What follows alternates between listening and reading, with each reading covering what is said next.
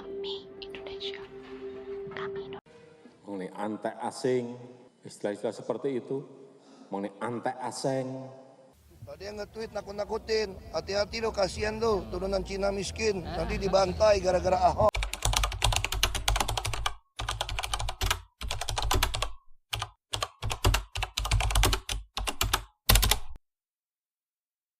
Dalam buku Masyarakat dan Kebudayaan China Indonesia karya Hidayat Zainal Mutakin menjelaskan, gelombang kepergian kaum Tionghoa dari tanah leluhur mereka telah terjadi berabad-abad yang lalu. Sebagian besar didasari motif ekonomi. Jumlah penduduk yang padat membuat orang-orang Tionghoa sulit mencari pekerjaan di negeri mereka sendiri, di China. Selain itu ada juga motif politik. Mereka tidak mau dijajah atau diatur di bawah pemerintahan bangsa lain di tanah mereka sendiri. Contohnya adalah ketika dinasti Mongol dan dinasti Manchu menguasai daratan China di abad ke-12 dan 17. Di Indonesia, etnis Tionghoa melalui sejarah panjang. Sejak kedatangan di abad-abad lalu, kaum Tionghoa telah menciptakan banyak keturunan lintas generasi. Namun, pada masa-masa itu sangat sedikit dari orang Tionghoa yang terlibat dalam politik, terutama di ranah birokrasi. Cara mereka bertahan pada akhirnya adalah melalui perdagangan. Mengutip dari buku G.L. Fleming Jr. berjudul Kongsi dan Spekulasi Jaringan Kerja Bisnis China, dijelaskan bahwa kaum Tionghoa datang dalam beberapa gelombang migrasi dari dua provinsi di China Selatan. Dari provinsi Guangdong adalah orang-orang Hakka, Kanton, dan Teochew. Provinsi lainnya, Fujian, gelombang migrasi diisi oleh orang-orang Hokkien, Hokjia, dan Hinghua. Tujuan mereka adalah untuk mencari nafkah dan penghidupan yang lebih baik. Masing-masing kelompok itu memiliki keahlian. Misalnya orang Hokkien dengan bakat dagangnya, orang Hakka sebagai ahli di bidang kerajinan kayu dan tukang emas, serta orang Teochew yang terkenal sebagai ahli perkebunan atau pengrajin perak dan timah. Kondisi ini terjadi dalam beberapa gelombang, hingga kelompok pendatang itu melahirkan keturunan di Nusantara, baik melalui kawin campur maupun sesama etnis. Pembukaan lahan perkebunan dan timah oleh pemerintah Hindia Belanda di tahun 1860 hingga 1890 mendorong semakin banyak orang Tionghoa menetap di wilayah Hindia Belanda. Selain itu, kebijakan pelonggaran izin dari pemerintah Hindia Belanda memancing gelombang-gelombang lanjutan imigran China. Pada pertengahan abad ke-19, jumlah imigran itu mencapai 1,4 juta orang. Jumlah ini terus meningkat hingga tahun 1930, di mana ada 0,5 juta etnis Tionghoa pindah ke Hindia Belanda. Orang-orang Tionghoa yang jumlahnya makin banyak itu kemudian tinggal berkelompok di satu wilayah yang berada di bawah kontrol pemerintahan Hindia Belanda yang biasa disebut dengan pecinan. Agar lebih mudah dipantau dan diatur, pemerintah Hindia Belanda juga mengangkat seorang kapten bagi etnis Tionghoa. Pemilihan didasari oleh kepopuleran atau kekayaan si kandidat.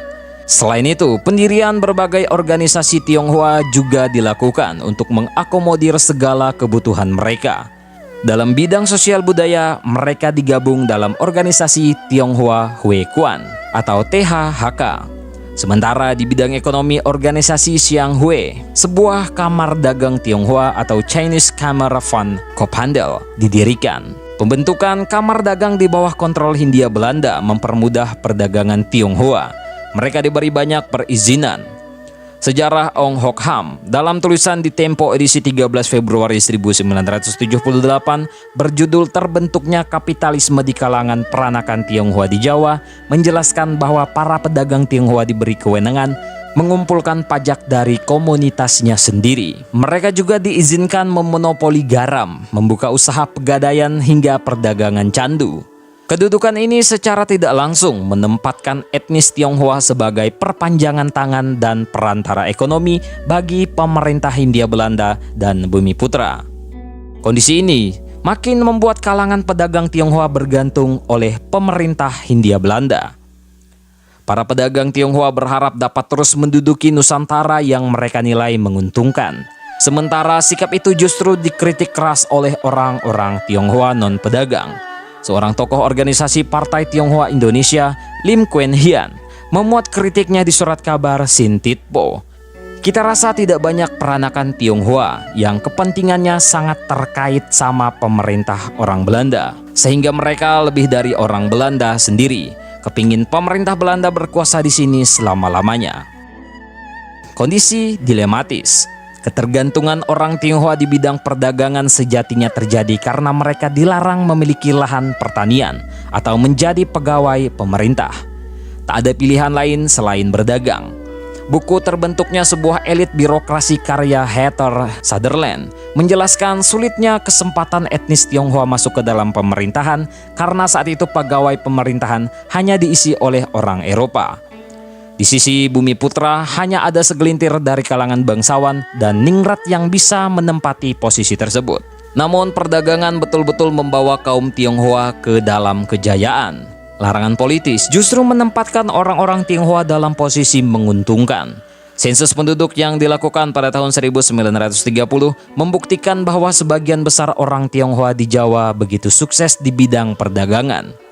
Kondisi ini terus berlangsung bahkan ketika Jepang masuk ke Indonesia. Mereka tetap jadi mesin perputaran ekonomi. Huaxiao Sung Hui atau HCTH, salah satu organisasi bentukan Jepang bagi penduduk Tionghoa peranakan saat itu didirikan untuk mengawasi kegiatan ekonomi dan politik mereka. Organisasi itu juga menjadi salah satu kekuatan tambahan Jepang dalam bidang ekonomi untuk memberikan dana perang. HCTH juga diberi wewenang oleh Jepang untuk mengumpulkan berlian, penjualan lotre, dan kemudahan izin berdagang. Untuk urusan pemberitaan, Jepang mengedepankan pemberitaan lewat Hongpo, sebuah media pimpinan Louis Tiangjoi yang pro terhadap pemerintahan Jepang. Namun setelah Jepang menyerah tanpa syarat, organisasi bagi etnis Tionghoa bentukan Jepang dibubarkan oleh sekutu. Memasuki awal kemerdekaan Indonesia, struktur sosial masyarakat berbalik drastis. Perekonomian yang dulunya banyak dikendalikan oleh etnis Tionghoa perlahan mulai bergeser seiring berlangsungnya revolusi fisik. Etnis Tionghoa mulai terkucilkan. Para penduduk yang sempat meminjam uang kepada orang-orang Tionghoa bahkan tak lagi membayar. Banyak bumi putra yang juga mengambil alih usaha perdagangan orang Tionghoa yang sudah berkembang. Usaha itu diklaim sebagai hak milik. Meskipun begitu, di tengah panasnya konflik Indonesia dan Belanda saat agresi militer, beberapa pedagang Tionghoa masih sempat mengambil keuntungan dengan cara menjual senjata selundupan dan bahan pangan bagi pihak Indonesia. Salah satunya adalah Lim Siu Leong, atau dikenal juga dengan nama Sudono Salim, seorang konglomerat di Indonesia yang hingga kini bisnisnya masih menggurita. Indofood, Indosiar, BCA, Indomaret, Indomarko, Indomobil, Indosemen, dan masih banyak lagi perusahaan lainnya ialah masih menjadi bagian bisnis keluarga Sudono Salim.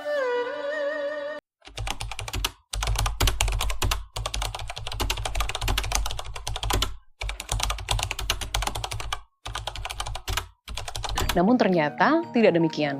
Nama-nama ini kebanyakan adalah orang-orang keturunan Tionghoa yang dipaksa berasimilasi oleh Orde Baru melalui sejumlah peraturan-peraturan diskriminatif yang berdampak panjang hingga hari ini.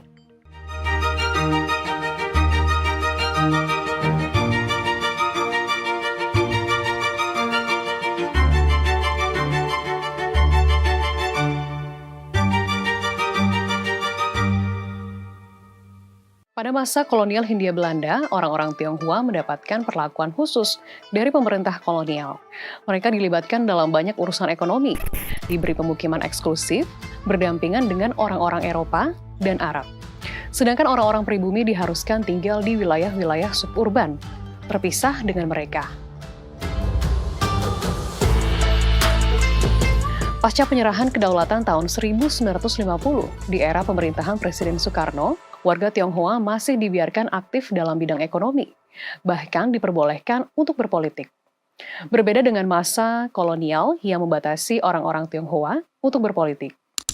Lee Ka-teng sebagai Menteri Kesehatan dalam Kabinet Ali Sastro Amijoyo dan Ooi Choo Tat sebagai Menteri Negara pada Kabinet Dwi Korra misalnya adalah orang-orang Tionghoa yang aktif berpolitik pada masa itu. Memasuki tahun 1965, banyak konflik sosial politik yang menyeret orang-orang Tionghoa pada isu komunisme misalnya. Orang-orang Tionghoa menjadi salah satu target amuk massa yang dipicu oleh hadirnya Baperki, Badan Pemusyawaratan Kewarganegaraan Indonesia, organisasi progresif revolusioner yang dianggap mewakili kepentingan Tiongkok di Indonesia.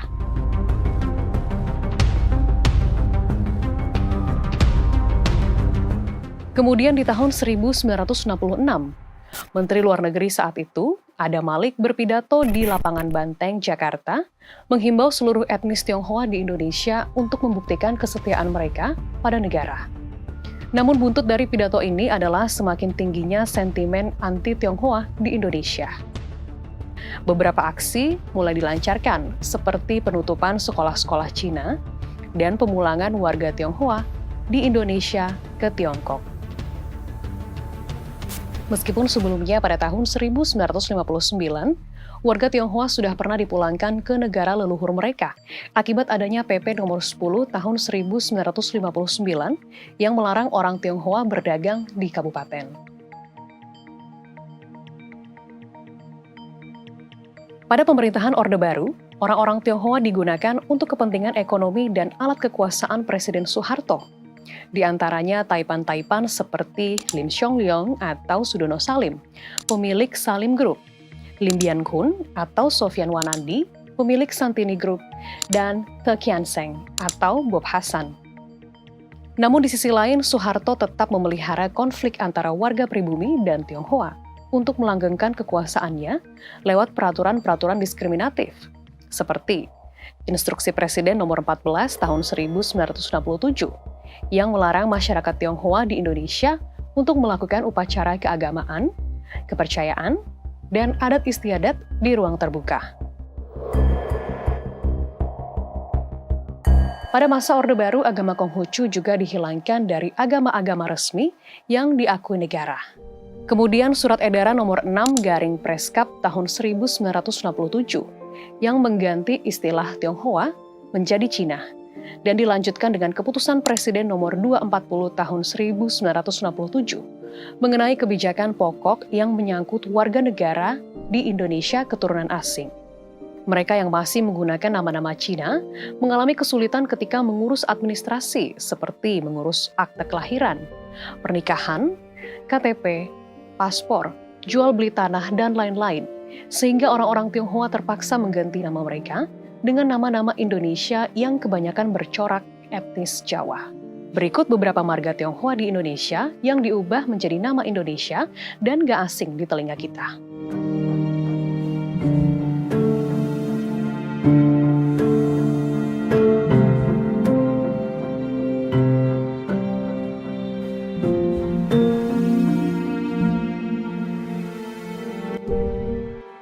Permasalahannya, asimilasi paksa ala Orde Baru ini tidak berdampak pada cara orang-orang pribumi memandang mereka. Contohnya pada peristiwa Mei 1998, berarti sudah 31 tahun asimilasi terhadap orang Tionghoa dipaksakan oleh Orde Baru. Orang-orang Tionghoa justru menjadi korban amuk massa. Perempuan-perempuan Tionghoa diperkosa massal dan harta benda mereka diambil secara paksa. Hal ini juga tidak terlepas dari isu kesenjangan ekonomi antara warga pribumi dan warga Tionghoa di Indonesia yang disebarkan oleh Orde Baru. Dampak dari aturan ini adalah terhapusnya identitas beberapa generasi Tionghoa di Indonesia. Mereka dipaksa untuk terputus baik secara fisik maupun kultural dengan nenek moyang dan leluhur mereka. Orang-orang Tionghoa yang lahir setelah tahun 1966, dan mungkin kamu yang lagi nonton ini, sama sekali tidak mengenal akar budaya mereka akibat dihapuskan secara sistematis oleh Orde Baru. Bayangkan misalnya kamu terlahir sebagai orang Sumatera, namun terus-menerus diinternalisasi secara paksa budaya yang bukan kebudayaan asal kamu. Seperti itulah kira-kira hasil asimilasi paksa yang pernah terjadi pada masa Orde Baru.